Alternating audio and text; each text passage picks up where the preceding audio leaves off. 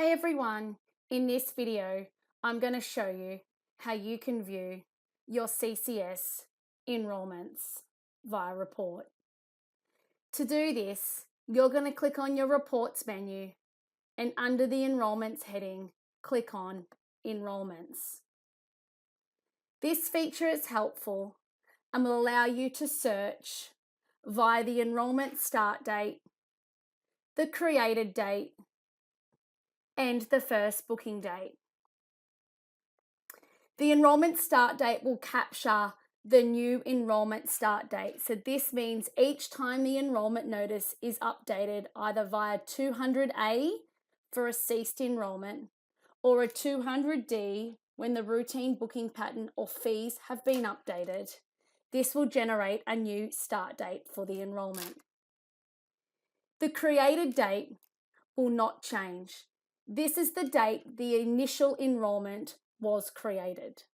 For example, the original date may be July 2018, but a new 200A was submitted in November 2020, so therefore the enrolment start date will be November 2020, but the created date will be July 2018.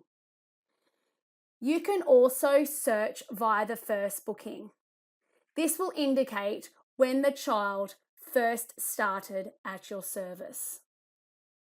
You can also filter by guardian, child, or enrolment. You can search by type, so whether it's a CWA, RA, an OA, a child wellbeing, or other enrolment. You can search via room or by tag. You may also want to search by status. This is a good one for the end of the year or beginning of the school terms if you are OSH-based to ensure the enrolments have not ceased. When you have completed your search criteria, you can click search. You also have the ability to tick show history, which will show the last time the enrolment was updated.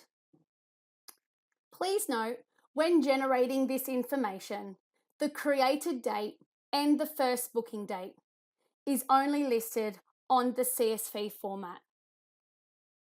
When reviewing the CSV, you can clearly see outlined the type of the enrolment, the status, the start date, again, which is the updated 200A or 200D, the end date, the first booking date that's been captured for the child, the original created date and time, and you will also see an acknowledged date and time column.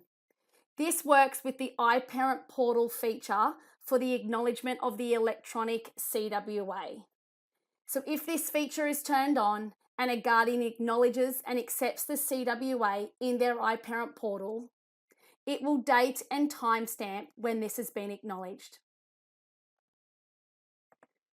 For any further information on the enrolments report, please do not hesitate to reach out to the Kidsoft customer success team. You may also like to look at our additional video tutorials in our YouTube channel for more tips on Kidsoft. Thank you.